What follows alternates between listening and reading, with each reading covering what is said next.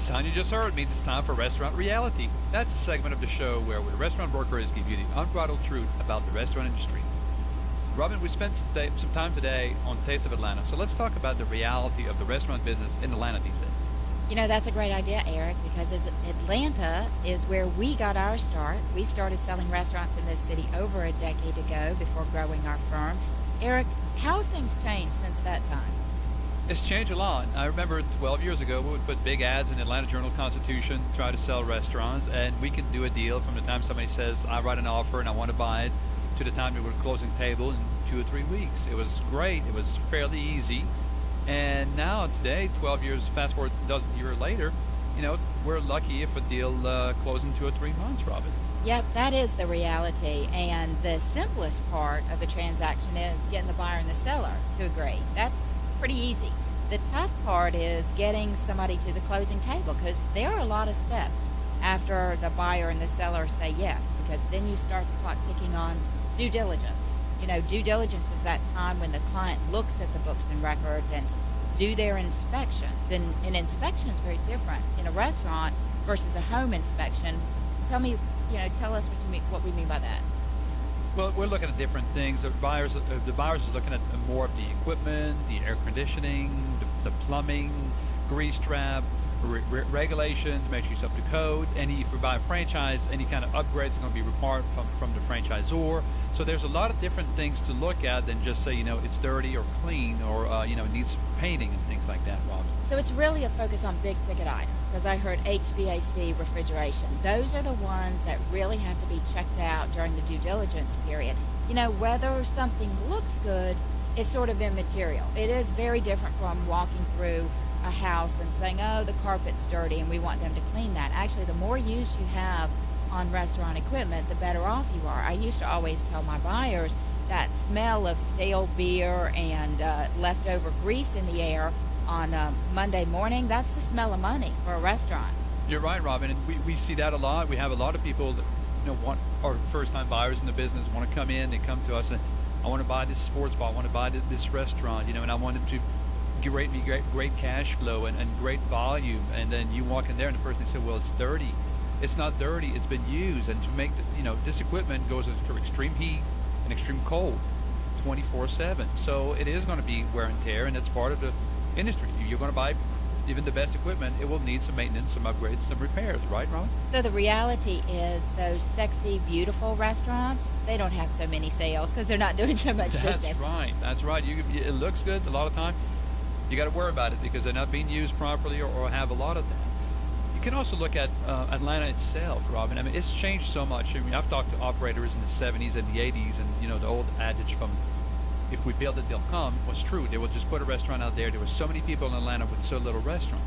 And then in the 90s, we started seeing a lot more people after the Olympics moving into Atlanta. Atlanta became a worldwide destination. A lot of people move into this city. So we have seen a huge influx of restaurants, and the competition in Atlanta has changed, Robin. Tell us a bit about that landscape.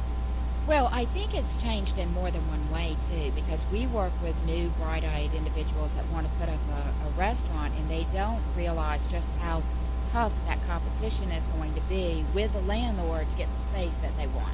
So there is competition. I mean, when you have a great space, there was recently a space you showed in Buckhead. There were multiple offers on it to buy out the space for $200,000 so that they could strip out the assets and put a brand new, different kind of cuisine in there entirely. So they were essentially paying $200,000 to have the right to get to the lease for the space. Correct, just to have access. So clear, there was no real estate sold here. There was just buying a couple of chairs left there and a couple of fryers left in a space that they would have to totally gut to the studs to put their concept in.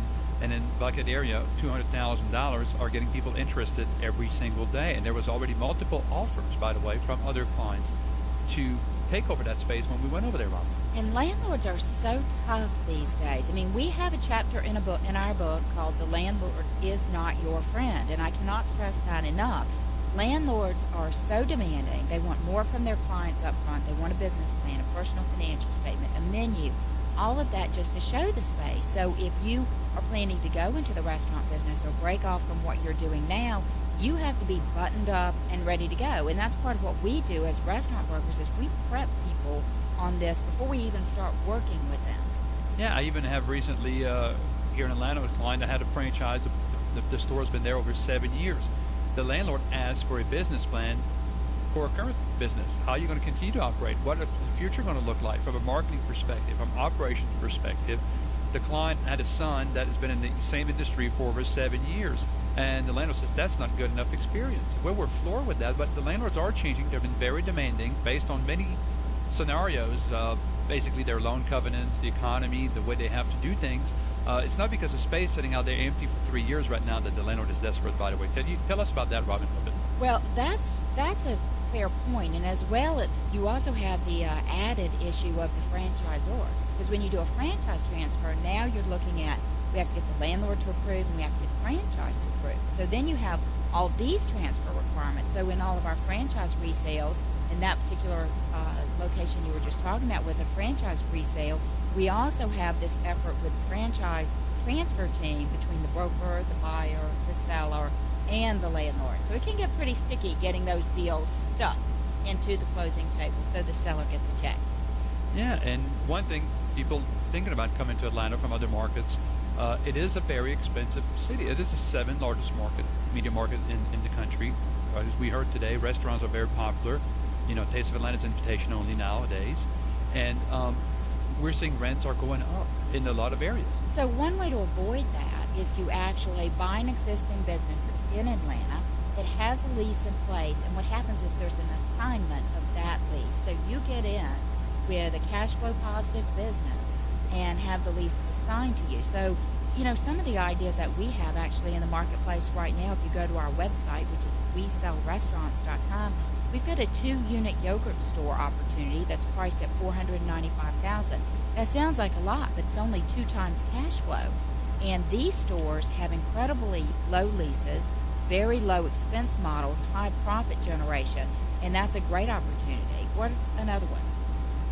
Since we're talking about Atlanta today, Robin, I have a bar in Atlanta that makes several hundreds of thousands of dollars of profit on the books, and it's priced at $449,000. The beauty of it, you can get in there for just about $200,000 down, and the owner will finance the rest of it, which is a great value to buy cash flow for a business that's been there many years that will generate you probably close to $200,000 in earnings in your pocket.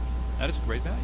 And franchises. We are just doing franchise resales like crazy. We have a Stevie B franchise for sale. We have an Energized Cafe franchise for sale, Atlanta Bread franchises, Which franchises. We can get you in a franchise resale that already has the negotiated lease, ranging from $50,000 to over $795,000. And all of those listings can be found online at WeSellRestaurants.com. We want to remind you today, we've been talking Taste of Atlanta.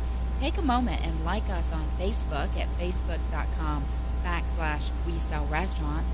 We are the Restaurant Brokers. We'd also love for you to follow us on Twitter at Sell Restaurants. And of course, you can find us on LinkedIn as well.